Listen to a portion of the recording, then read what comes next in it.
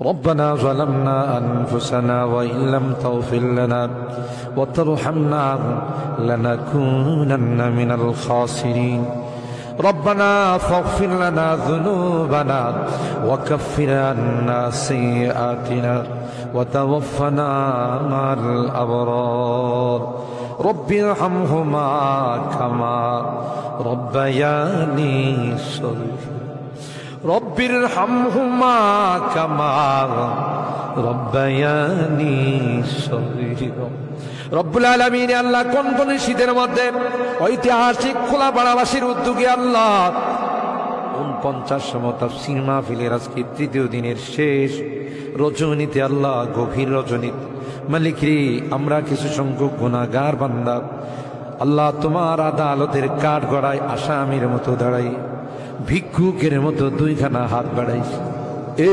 মালিক মেহেরবানি করে আমাদের জিন্দেগির গুনাহগুলো মাফ কর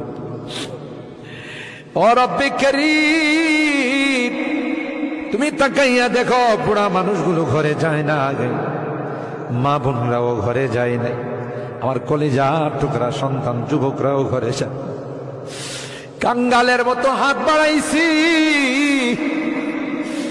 এ মালিক তাওবা করতেছি আর জীবনে কোনো গুনাহ করব না আর জীবনে কোনো নাফরমানি করব আল্লাহ ওয়াদা করলাম আর জীবনে কোনোদিন নামাজ ছাড়ব না আর জীবনে কোনোদিন বেপরদায় চলবো না ইয়া আল্লাহ মেহেরবানি করে আমাদের তাওবাগুলোকে কবুল করে নাও ইয়া আরহামার রাহিমিন ইয়া আকরামাল আকরামিন আল্লাহ মনে চাইছে বিছনায় আরাম করার জন্য না না না আরামের ঘুমকে হারাম করে শীতকে উপেক্ষা করে শুধুমাত্র কেবলমাত্র আল্লাহ তোমার কাছে তাওবা করার জন্য বসে রইলাম আমাদের গুনার কারণে যদি জাহান্নামে দিয়ে দাও কে বাঁচাবে কে আমাদেরকে জাহান্নাম থেকে রক্ষা করবে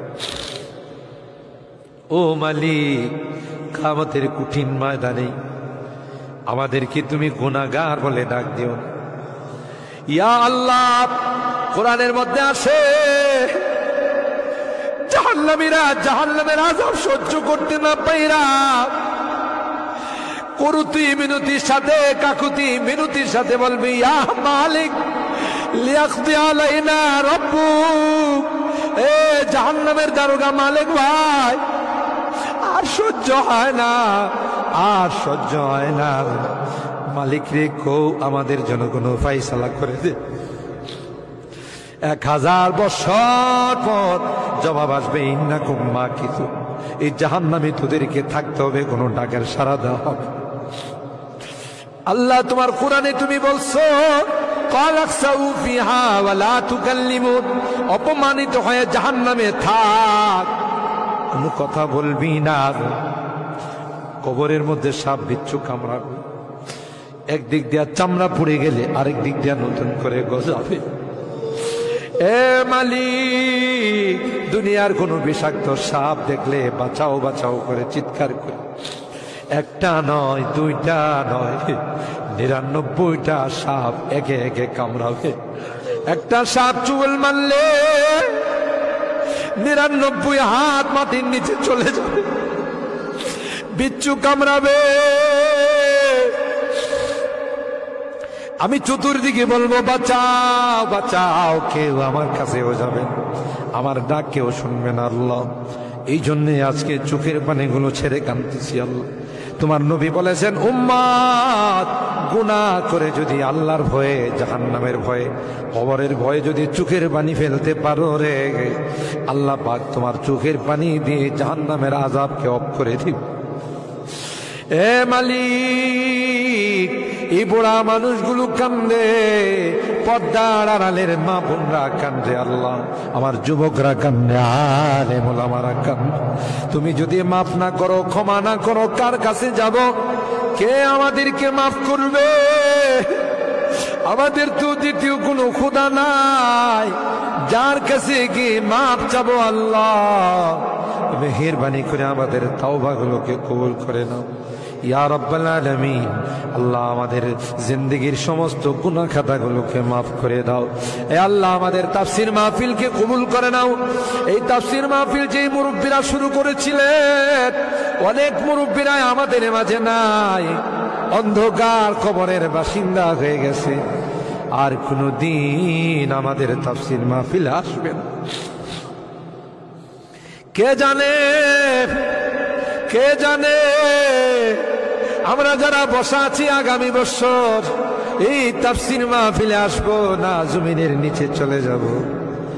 ও মালিক, মালিক আল্লাহ আমাদের কেউ নাই, তুমি বিনে আমাদের কেউ নাই রে আল্লাহ।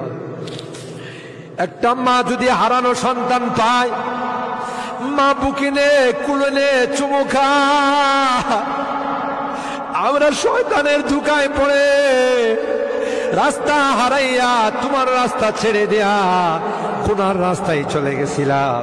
বিজাতিদের উৎসবে আমরা উৎসাহিত হয়েছিলাম, আজকে মাপ চাই, মাপ চাই, তাওবা করলাম আল্লাহ, আর জীবনে কোনো গুনাহ করব না। ও মালিক, এই তাফসীর মাহফিলে যারা কথা দিয়ে পরামর্শ দিয়ে টাকা পয়সা দিয়ে সাহায্য করেছে আল্লাহ সকলের দানগুলোকে কবুল করে নাও ইয়া আল্লাহ। আজকে তৃতীয় দিন, আরো যে দিনগুলো আছে আল্লাহ, প্রত্যেক দিন ওলামাদের কাছ থেকে মুফাসসিরিনদের কাছ থেকে তাফসীর শুনে যেন আমরা আমল করতে পারি আল্লাহ, সেই তৌফিক নসিব করে দাও। আমাদের রোগীদেরকে পরিপূর্ণ শিফা নসিব করে দাও ইয়া আল্লাহ। অনেক রোগীরা দোয়া চাইছেন, সকলকে পরিপূর্ণ শিফা নসিব করে দাও, শিফায়ে কামেলা আজলা দায়মা মুস্তামিরা নসিব করে দাও। অভাবীদের অভাবকে দূর করে দাও, পেরেশানিওয়ালাদের পেরেশানিকে দূর করে দাও। এ মালিক, মুসিবত জাদাদেরকে মুসিবত থেকে উদ্ধার করে দাও ইয়া আল্লাহ।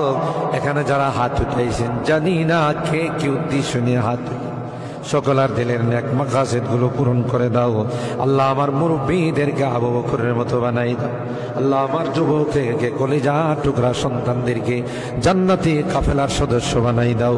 আমার মা বোনদেরকে আল্লাহ আম্মা জান খাদিজাতুল কুবরা, আয়েশা সিদ্দিকা, ফাতেমাতুজ জাহরার মতো বানাই।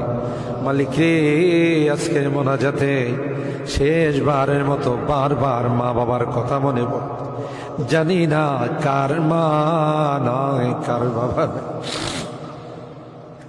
এখানে আমরা যারা হাত উঠাইছি আল্লাহ, অনেকেরই মা নাই, অনেকেরই বাবা নাই রে আল্লাহ। কতদিন হয়ে গেল কবরের বাসিন্দা হয়ে গেছে, কবরের পাশে যাইয়া মা মা মা বলে চিৎকার করি, কোনো জবাব। কত আদর স্নেহ মায়া মমতার সোহাগ দিয়ে আমাকে বড় করে নিজে না খাইয়া আমার খানার ব্যবস্থা মা, জনম দুঃখিনী মা আল্লাহ। যার চেহারার দিকে তাকাইলে কবুল হজের সব। বাড়িতে ফিরতে দেরি হলে ডাক্তার সাথে সাথে মা দরওয়াজাটা খুলে দিত। আজকে বাড়িতে যাই কত টাকা ডাকি, কেউ যে আমার দরওয়াজাটা খুলে দেয় না, কারণ আমার জনম দুঃখিনী মা যে দুনিয়াতে নেই। বাবা কাঁধে কুলে নিয়ে আমাকে বড় করছে, অনেক সময় মনে চাইছে অনেক কিছু খাইতে, তা খায় নাই। ভালো কাপড় চুপড় পরতে মনে চাইছে, তাও আমার বাবা পড়ে নাই। জায়গা জমি বাড়ি ঘর সব কিছু দিয়া অন্ধকার খবরে আজকের মোনাজাতে বারবার ওই মা বাবার চেহারাগুলো মনে পড়তেছে। গুনার কারণে যদি তোমার জাহান্নামের আসামি হয়ে থাকে, আমরা তোমার কাছে মাপ চাই, ক্ষমা চাই আল্লাহ। আমাদের মা বাপকে ক্ষমা করে দিও, তাদের কবরগুলো জান্নাতের বাগান বানাই। যাদের মা বাবা বেঁচে আছেন আল্লাহ তাদের হায়াতে বরকত দিও। এ রব্বে করিম আল্লাহ, মুনাজাত শেষ করার পূর্বে কি ফরিয়াদ, জানি না কোন দিন কার সঙ্গে মালাকুল মউতের দেখা হয়ে যাবে, কোন দিন মসজিদের মাইকে আমার নামটা ঘোষণা হয়ে যাবে, মসজিদের পালকিটা আমার ঘরের সামনে দাঁড়িয়ে যাবে। এটা তো এমন পালকি, এটাতে একবার যারা শুয়ে যায় জীবনে আর দ্বিতীয়বার সুযোগ আসে। দুনিয়ার মানুষ নিষ্ঠুরের মতো আমাকে গোসল করাবে, আতর গোলাপ দিয়া সাজাবে, খাটিয়াতি করে ও জানা ও চেনা দেশের দিকে নিয়ে রওনা দেবে, আমাকে জঙ্গলের দিকে নিয়ে